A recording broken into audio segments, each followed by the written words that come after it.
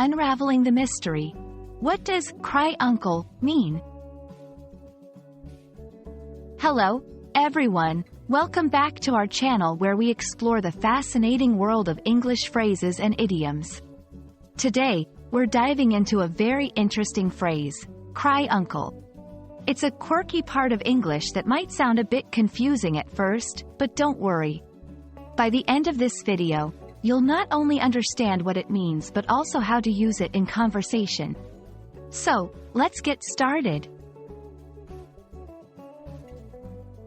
The phrase, cry uncle, has an intriguing background. It is believed to have originated from the Latin phrase, pa true, mi patruissime, which means, uncle, my best uncle. This was supposedly said to ask for mercy, particularly in the context of a schoolboy's game. But how did we get from Latin to the English, cry uncle?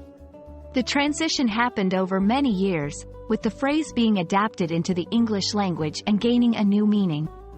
So when we say, cry uncle, today, it's not about calling for your dad's brother.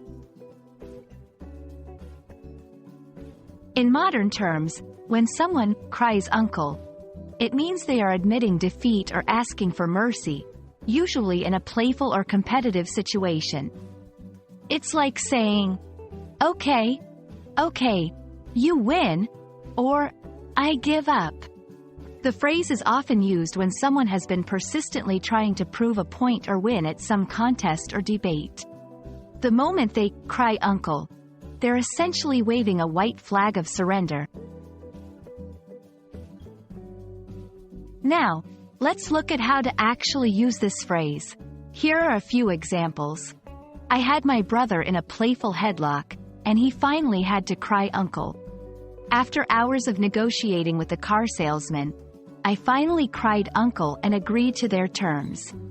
She wouldn't stop tickling me until I cried uncle. Notice that the phrase is often used informally and in a light-hearted context. It's not typically used in serious situations. While cry uncle is understood and used in the United States, it's not as common in other English-speaking countries. Instead, someone might say, give in, or throw in the towel. It's important to understand the cultural context when using phrases like these because idiomatic expressions can be very regional. And there you have it. You now know what it means to cry uncle, where the phrase comes from, how to use it, and even a bit about its cultural significance.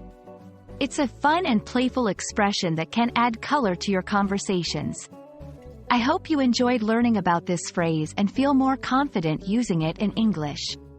Until our next video, keep practicing and never hesitate to cry uncle if you need a break. Happy learning, and see you next time.